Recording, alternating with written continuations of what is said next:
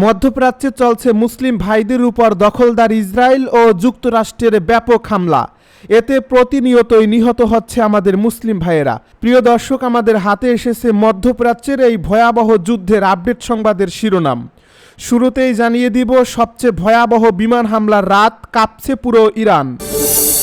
এবারে জানিয়ে দিব ইরানের ক্ষেপণাস্ত্র হামলায় নেতানিয়াহুর ভাই নিহত। এদিকে তেহরানে আবাসিক ভবনে যুক্তরাষ্ট্র ইসরায়েলের ব্যাপক হামলা, নিহত 40। আরও জানাবো ইরানের প্রেসিডেন্টকে করা সতর্কবার্তা এরদোগানের।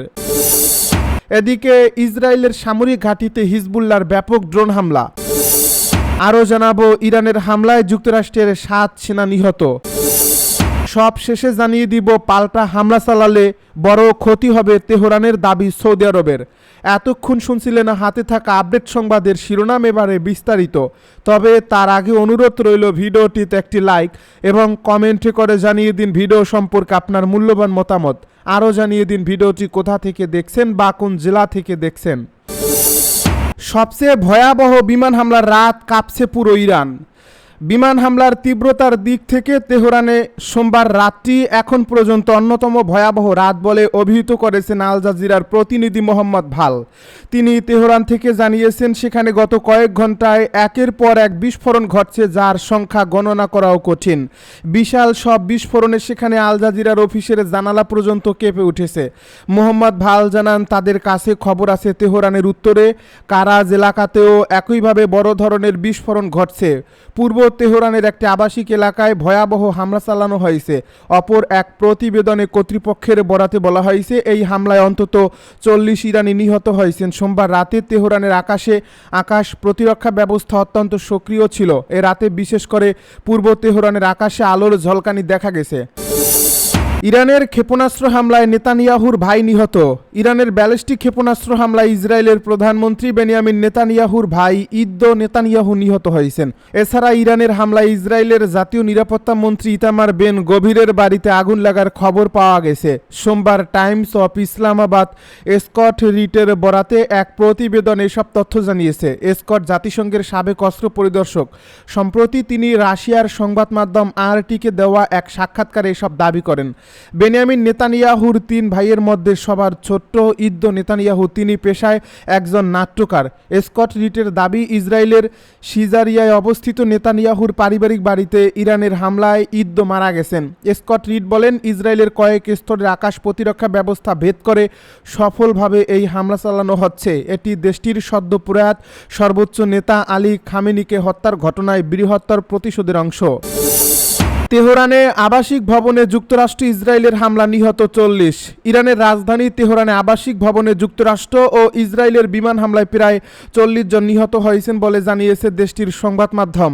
ইরানের আধা সরকারি বার্তা সংস্থা তাসনিম নিউজ এজেন্সি জানিয়েছে সোমবার গভীর রাতে তেহরানের রেশালত স্কয়ারের কাছে কয়েকটি আবাসিক ভবন লক্ষ্য করে এই হামলা চালানো হয়। এই হামলার পর এলাকায় ধোঁয়া ও আগুন ছড়িয়ে পড়ে। গত 28 ফেব্রুয়ারি যুক্তরাষ্ট্র ও ইসরায়েল ইরানে যৌথ হামলা শুরু করার পর থেকে মধ্যপ্রাচ্যে উত্তেজনা আরও বেড়েছে। ইরানি কর্তৃপক্ষের দাবি, ওই হামলাগুলোতে এখন পর্যন্ত 1200 জনেরও বেশি মানুষ নিহত হয়েছেন। এর জবাবে ইরান ড্রোন ও ক্ষেপণাস্ত্র হামলা চালিয়ে ইসরায়েল, জর্ডান, ইরাক সহ উপসাগরীয় অঞ্চলের কয়েকটি দেশে থাকা মার্কিন সামরিক স্থাপনাকে লক্ষ্যবস্তু করছে। ইরানের প্রেসিডেন্টকে করা বার্তা এরদোগানের। ইরানি ক্ষেপণাস্ত্র আকাশসীমা লঙ্ঘন করায় দেশটির প্রেসিডেন্ট মাসুদ পেজেশকিয়ানকে সতর্ক বার্তা দিয়েছেন তুরস্কের প্রেসিডেন্ট রিসেপ তাইয়েপ এরদোগান। তিনি বলেছেন, ভবিষ্যতে কখনো এমন কোনো ঘটনা ঘটলে তুরস্ক কোনোভাবেই তা ক্ষমা করবে না এবং প্রয়োজনীয় সব ধরনের পদক্ষেপ নেবে। তুরস্কের প্রতিরক্ষা মন্ত্রণালয়ের তথ্য অনুযায়ী গত 28 ফেব্রুয়ারি ইরানে ইসরায়েল ও যুক্তরাষ্ট্রের আগ্রাসন শুরুর পর থেকে এ পর্যন্ত দুবার তুরস্কের আকাশসীমা লঙ্ঘন করেছে তেহরানের ক্ষেপণাস্ত্র। প্রথমবার গত 4 মার্চ এবং দ্বিতীয়বার সোমবার 2বার ন্যাটোর এয়ার ডিফেন্স সিস্টেম ব্যবহার করে ক্ষেপণাস্ত্র ধ্বংস করেছে তুরস্কের প্রতিরক্ষা বাহিনী। সোমবার অনুপ্রবেশকারী ইরানি ক্ষেপণাস্ত্রের ধ্বংসের পর পেজেশকিয়ানকে টেলিফোন করেন এরদোগান। তিনি বলেন, ইরানের বেপরোয়া ক্ষেপণাস্ত্র নিক্ষেপের কারণে এই যুদ্ধে কোনো পক্ষে না থাকা সত্ত্বেও তুরস্কের ক্ষয়ক্ষতির ঝুঁকিতে আছে। প্রতিবেশী দেশগুলোতে হামলা চালানোকে বেআইনি হস্তক্ষেপ উল্লেখ করে ফোনালাপে প্রেসিডেন্ট এরদোগান আরও বলেন, বন্ধু ও ভ্রাতৃপ্রতিম দেশগুলোতে হামলায় কারোর কোনো স্বার্থ আদায় হবে না এবং আঙ্কারা কখনো এ ধরনের কার্যক্রম অনুমোদন করবে না। ইরান যদি ভবিষ্যতে ফের এ ধরনের বেপরোয়া হামলা করে তাহলে দেশের নিরাপত্তার স্বার্থে প্রয়োজনীয় সব পদক্ষেপ গ্রহণ করা হবে বলেও হুঁশিয়ারি দেন তিনি। পাশাপাশি যুক্তরাষ্ট্রের ক্ষেপণাস্ত্র হামলায় ইরানের সর্বোচ্চ নেতা আয়াতুল্লাহ আলী খামেনি এবং শতাধিক স্কুল ছাত্রী নিহতের ঘটনায় শোকও জানিয়েছেন এরদোগান। এদিকে তুর্কি প্রেসিডেন্টের অভিযোগের জবাবে ইরানি প্রেসিডেন্ট বলেছেন, তুরস্কের আকাশসীমা লঙ্ঘনকারী ক্ষেপণাস্ত্রটি ইরান থেকে ছোড়া হয়নি, তবে তারপরও বিষয়টি তদন্ত করা হবে বলে প্রতিশ্রুতি দিয়েছেন পেজেশকিয়ান। ইসরায়েলের সামরিক ঘাঁটিতে হিজবুল্লাহর ব্যাপক ড্রোন হামলা। ইসরায়েলের কয়েকটি সামরিক ঘাঁটি ও ব্যারাককে লক্ষ্য করে হামলা চালিয়েছে লেবাননের সশস্ত্র গোষ্ঠী হিজবুল্লাহ। এক প্রতিবেদন এই তথ্য জানিয়েছে কাতার ভিত্তিক সংবাদ মাধ্যম আল জাজিরা। সশস্ত্র গোষ্ঠী জানায়, আজ মঙ্গলবার ভোরে তারা ইসরায়েলের সাফেদ শহরের পূর্বে অবস্থিত গিবা ড্রোন নিয়ন্ত্রণ ঘাঁটিতে ক্ষেপণাস্ত্র হামলা চালায়। একই সময় সীমান্তের কাছে ইফতাহ ব্যারাকেও রকেট নিক্ষেপ করা হয়। হিজবুল্লাহ আরও জানায়, এর আগে সোমবার সকালে হাইফা শহরের পূর্বে অবস্থিত জিপোরিত ঘাঁটিতে ড্রোন হামলা চালানো হয়। আর সন্ধ্যায় তেল আবিবের কাছে তেল হাসমের সামরিক ঘাঁটিতে ক্ষেপণাস্ত্র হামলা চালানো হয়। ইরানের হামলায় যুক্তরাষ্ট্রের 7 সেনা নিহত। ইরানের সঙ্গে চলমান যুদ্ধে নিহত 7ম মার্কিন সেনার পরিচয় প্রকাশ করছে যুক্তরাষ্ট্রের প্রতিরক্ষা দপ্তর পেন্টাগন। নিহত ওই সেনার নাম বেনজামিন এন। পেন্টাগন জানিয়েছে, সৌদি আরবের প্রিন্স সুলতান বিমান ঘাঁটিতে ইরানের ক্ষেপণাস্ত্র হামলায় আহত হওয়ার পর রোববার তিনি মারা যান। গত 1 মার্চ ওই সামরিক ঘাঁটিতে এই হামলা চালানো হয়েছিল।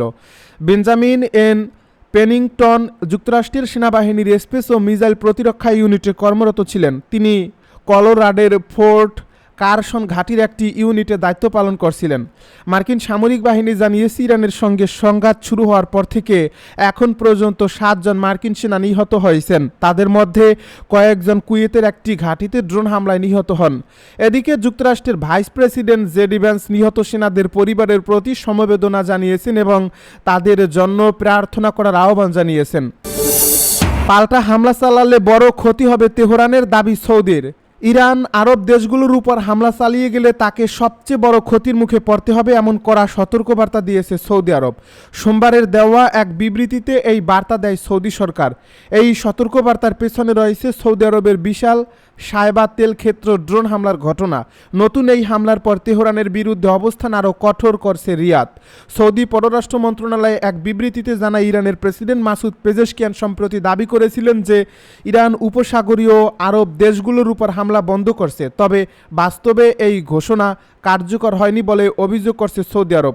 এ বিবৃতিতে বলা হয়, প্রেসিডেন্টের বক্তব্যের সময় কিংবা তারপরেও হামলা বন্ধ করার কোনো লক্ষণ দেখা যায়নি, বরং ভিত্তিহীন অজুহাতে ইরান তার আগ্রাসন চালিয়ে যাচ্ছে। সৌদি কর্তৃপক্ষ আরও বলছে, এ ধরনের হামলা আঞ্চলিক উত্তেজনা আরও বাড়াবে এবং ভবিষ্যতে দুই দেশের সম্পর্কের উপর গুরুতর প্রভাব ফেলতে পারে।